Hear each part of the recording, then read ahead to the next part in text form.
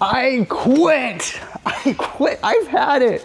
I'm so tired right now. I've had 3.5 hours of sleep. I am running, but I am running on fumes. Bam! I can't do it anymore. On October 1st, I made a video. Some of you saw it. I said, I am making 31 videos in 31 days. It's Vlogtober, meaning I'm making video blogs. Well, I quit, but even though I failed, and I will come out and say I failed, I won. That's right, boy, I won. I'm gonna tell you how I won. And this is not just me making up stuff. By the end, you will completely understand why I feel like I believe I won Vlogtober. In fact, I'm one-shotting this bad boy. First of all, statistically, I frickin' won. In my opinion.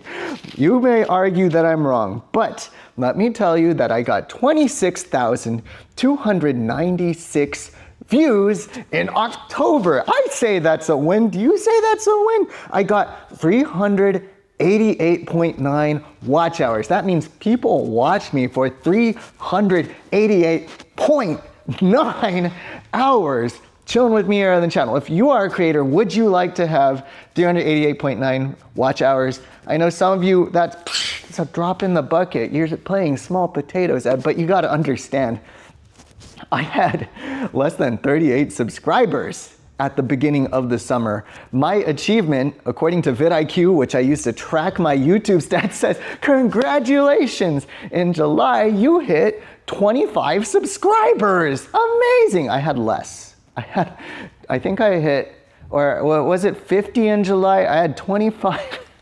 It's even worse. I had 25 in the summer of 2022. I hit my first 10, then I hit 25 in the fall, and then I didn't hit anything until this year. It's been a long time. It's been a long time. So for me, 388.9 watch hours is a huge achievement.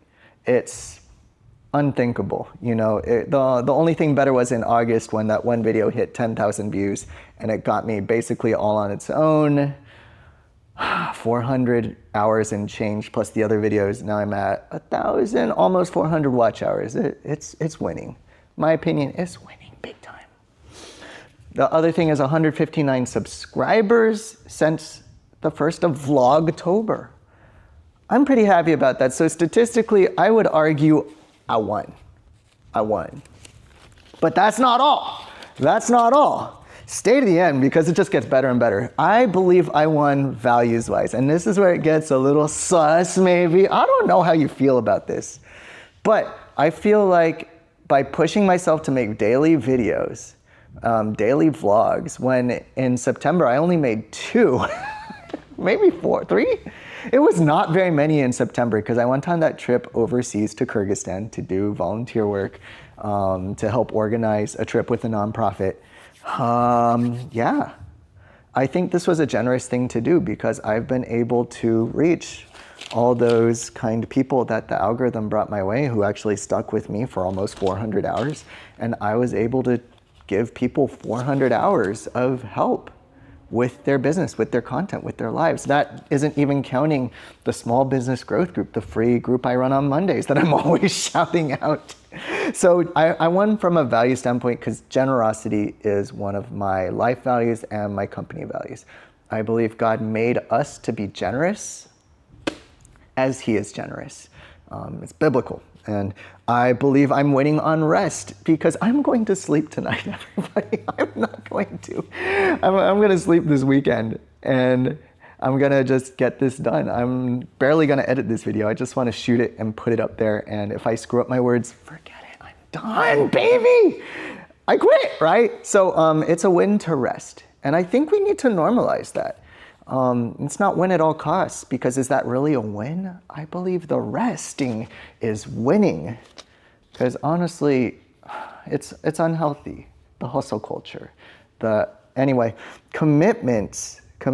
I need to deliver for my clients. If you didn't know, I am a marketing coach and consultant, but before this, I was a marketing agency. I also do some web design work on a very, very limited basis.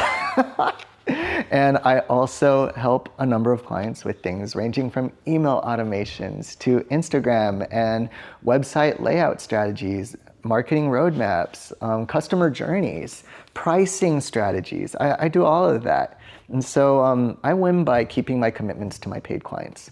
I am not going to sacrifice their trust to just be winning at my little Vlogtober challenge, which I imposed on myself. I didn't even know this was a thing until someone came by in the comments and said, yo, Vlogtober is a real thing. He was so nice about it too. He's like, excuse me, I invented Vlogtober.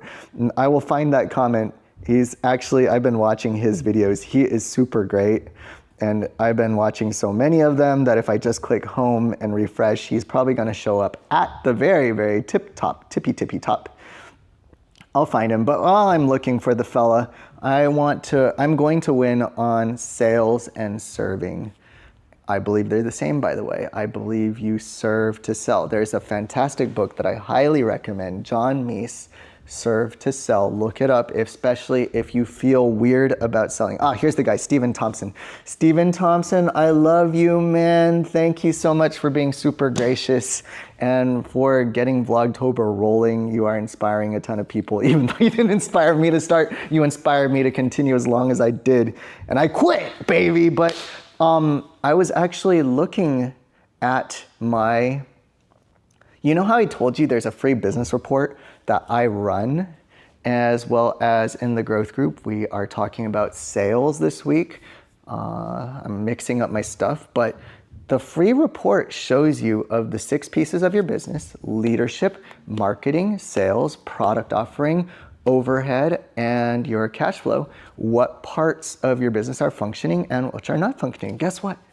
It also shows you what's out of balance. And when I make daily videos, but I'm not focused on actually serving and selling the people that are interested because they can afford it and they want to be served at a higher level, because I do take a limited number of people on for one-on-one and one-to small group work, where I coach them in a more intimate setting, personalized and individualized. If I don't go forward with that, am I really serving them? No.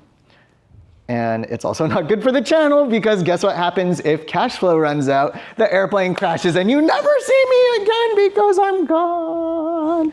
So that's that. But the other thing I'm winning on values-wise is I get to practice what I preach. I was looking at my one-pager, this thing right here.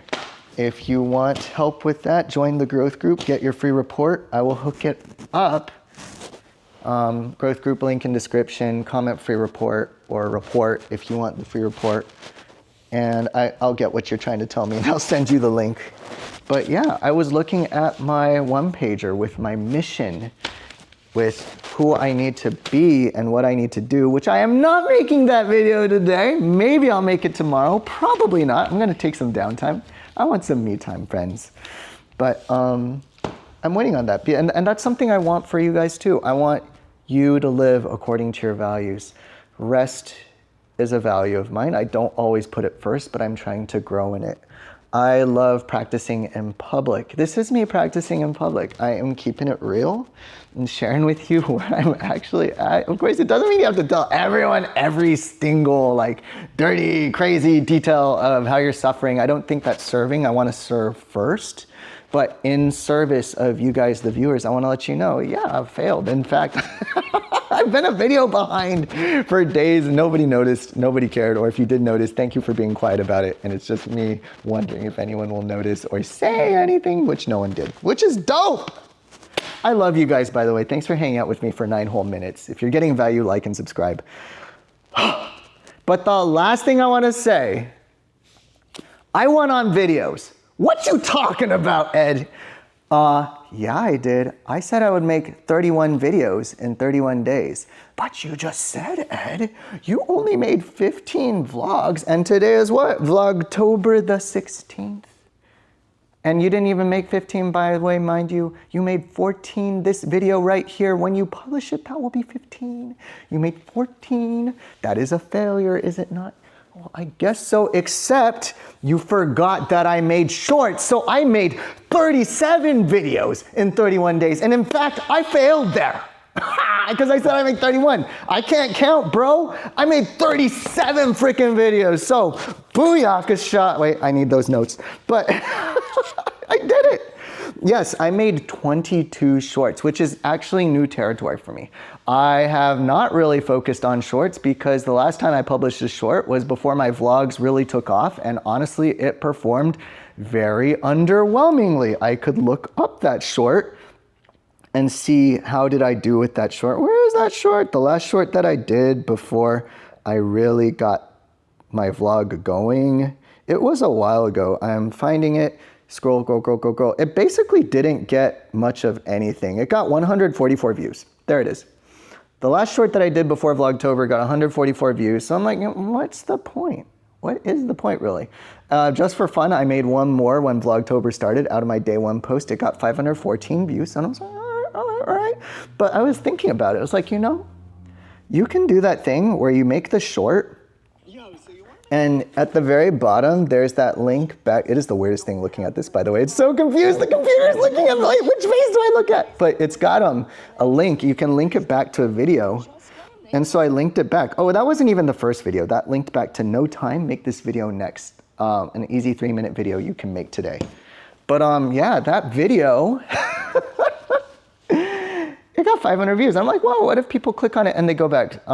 Spoiler alert, not many people did, 1 or 2 did, but the thing that's interesting is that I did a few more just to see what happened. I used CapCut, which I also pay for, despite that I have Descript, because it does this thing called AI track, where it takes your long form video and it tracks your head around so you're always centered, which Descript, as far as I know, does not do. So CapCut is pretty cool. I like CapCut. And I started making those, and that one got 961 views. The next one got 538. For me, a channel of my size, these numbers are great. These numbers are pretty good. Keep in mind that on a platform like Instagram, only 10% of your followers get to see anything that you post in general. So, hey, for a channel with just over 1,000 subs, getting almost 1,000 views is actually pretty dope. That's cool. So I was like, all right, if that's the upside of this, and if I can clip out the best parts, and I realized a very simple way to clip out the best parts, Omar El Takori, shout out to Omar and the Department Podcast. On Instagram, he said, just clip out your intros. If you're doing a good job with the hook, your intro is a short. I was like, bro, that's genius. And I put it on Instagram, and suddenly I'm active on Instagram again. It was actually an Instagram play more than anything, because I've been dead on Instagram and I didn't care, but felt like too much work. But I was like, oh, I could do this, and then that's effortless. Slapped some captions on it, and sure enough, these shorts started to perform. But here's the kicker. One day I decided to repost a short made out of my best performing video. The one that got 10,000 views, well, it got another 1,000, so it's now 11,000. I posted the short of it, and it picked up 6.9 thousand views. No, not even that much. I think it's actually more. Sometimes if you look at your analytics, the stats are wrong. I'm looking at it right now. You gotta go to YouTube Studio, not your actual channel. I also got trolled. That was fun. Half truth, half sarcastic, but I did get trolled. Someone's like, dude, you got no views. Because you were the first viewer, bro. Why should I listen to you? No views. I try not to take it personally, but that one was pretty funny. Anywho, yeah, 6.9 thousand views. There's another one that got a lot too. Yeah, that was really cool. 2.5 thousand views. Make bad videos. Creator tactics. That one did all right. But the really mind-blowing thing is that if you're in YouTube Studios, and again, I don't advocate living here, but I do believe the analytics can be helpful. You glance at them and you gaze out the front window, right, while you're driving your car. But there's a little button. If you click on Analytics and then you tap on Overview, if you've been publishing shorts, you're gonna get this little button here, probably how shorts helped grow your channel. Everyone who's publishing on YouTube gets this button called Weekly Recap, but I didn't see the shorts button and the shorts report until I started publishing shorts. And if you look at this, it gives you these really cool stats about your shorts. You published 22 shorts and 16.7 thousand people saw them. And I was like, hold up. It updates live, so I can't show you what it showed me the first time I did it. But basically the big insight for me and what made me want to make a lot more shorts was I realized, despite that only 1 or 2 people click through to the actual video that the short is from, even though I linked to it, a lot of people found my channel through it. And I believe this is a large part of those 159 new subscribers that happened in 16 days. Keep in mind that I had 25 subscribers on this channel for 2 years. So seeing 159 subs period would have been a win at the beginning of the summer. Now I have almost 1,400. Thank you guys, I love you. But now I have 14.9 thousand new viewers, which lets me, you know, I want to be generous. I get to serve new people because some people find their way back. That's actually one of these things. Your shorts got more new viewers than your long form videos. That was a revelation. 15,000 shorts viewers are new to your channel, Ed, compared to 2.5 thousand for long videos. Isn't that wild? I love these stats. And the last thing is 320 people returned to your channel through shorts. And that was what sold me on the value. And this was even before I had shorts with thousands of views. This is when I got shorts with hundreds of views, and they weren't even at the 500s yet. Most of them, like they weren't doing that great if I remember right. I could be wrong. I don't live in my stats, but these people already know you. Your shorts gave them more reason to come back. So winning, baby. Yes, I completely failed. I am quitting Vlogtober. I'm not quitting vlogging. I'm gonna make some vlogs. I am going to Nashville next week on Wednesday, and that's one of the reasons I wanna give myself grace. I want to vlog that journey for sure, but I don't want to be committed to making vlogs every night because I want to hang out with my new friends at the Business Made Simple conference, or the Coach Builder conference, I think it's called, in Nashville. Do I even know the name of the conference I'm going to? I'm going to the conference by the Business Made Simple company, the Story Brand company. I'm going to meet freaking Donald Miller. I am so stoked. The author of How to Grow Your Small Business, and not just him, I'm going to meet David Guidara, the Will Guidara, the author of one of my new favorite ever books. Like seriously, no, that book came out of nowhere, blindsided me, and I think it's in my top 10.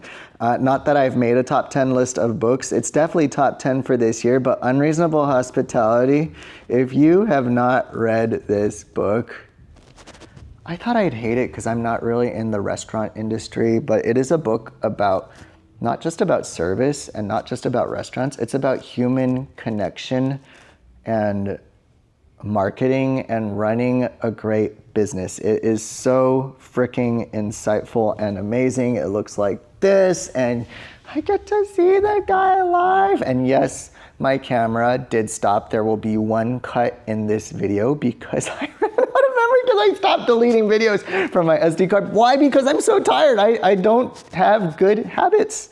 That's a values win, quitting this mess so I can do things like clean up my one SD card for this Osmo Pro camera. Yeah, that's that. But I get to meet the author. I want to chill with the coaches that I've been hanging out with on Slack and on Zoom and actually talk to them, including ones that I hopefully will be collaborating with. I will shoot some content with them, but I am relational, not transactional. I actually, I want to relate. Go get a coffee, go get a beer, go get a burger. Life together sort of stuff.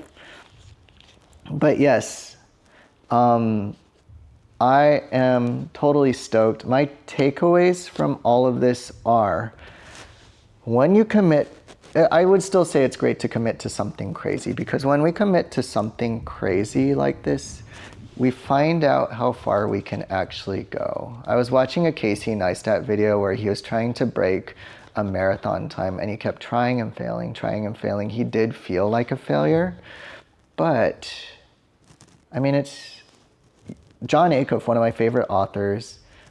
He said it in probably multiple of his books. I read All It Takes Is a Goal this year. Brilliant book, by the way. But he says, your race, your pace. You get to choose the pace at which you run. I would add to that, your game, your rules. I made this game up for myself. I didn't even know about Mr. Steven and his other Vlogtober challenge that he's having his people do. And I made up my own rules, and I can change the rules as I please. I can change the win conditions if I please, and I know that is kind of cheating. in a way, but I do like to take the long view. I feel like it is good to step back, and I would say it is so very important to have a one-pager, a sheet that you can look at on a regular basis to remind you what you're really about. I have the life plan version of this. Comment life if you don't got it yet. I'll send that link over to you, but please get yourself a life plan so you know and define the direction, the dreams, the values that you're going after in this life, because you miss 100% of the goals that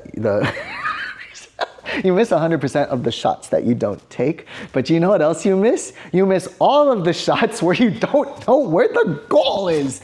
So define that goal. Figure out where the hoop is so you can start shooting at it, right?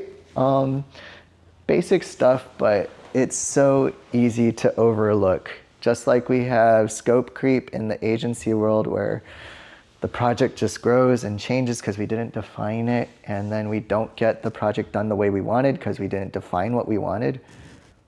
It's a great metaphor for life, and it is the way our lives are. Knowing your values, knowing what you're believing, knowing what you're wanting, and knowing what you're living for. So good, so good. Yeah.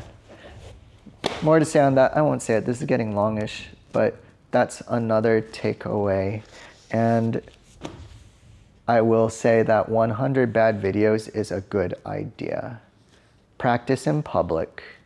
Commit to the process, not the goal. I was committed to the process, and I still am committed to the process. I learned so much about my process. I shot in a grocery store for the first time. I shot in a department store too. I shot a few more in the car, and I realized there's a few locations in my neighborhood that I, for some reason, never shot at. The beach, people! I live in SoCal near the beach, literally 20 minutes from the beach. Why don't I shoot at the beach? It's gorgeous. Everyone's asking me, where do you live? I'm like, honestly, not that far from here. Why don't I ever shoot here? What is wrong with me? What is wrong with me? I learned to connect with people. It's getting rambly now, so it's a good time to cut it off. But if you want to learn more about how I plan, I shot 2 videos, one here in this room and one on the beach. I'm gonna link those up right. I'll link the first one up right here. It links to the second one on the beach. And I'll link a playlist of every Vlogtober video I shot right here, because I failed and it's over. I love you guys. You're awesome. Thanks for watching all the way to the end. That's the best way, by the way, to support people. Watch their videos to the end, even if you just leave it running in the background while you go do other stuff. That motivates me to keep making videos, by the way. So if you want me to make more videos, watch it to the end, because that gets me so excited. Bye.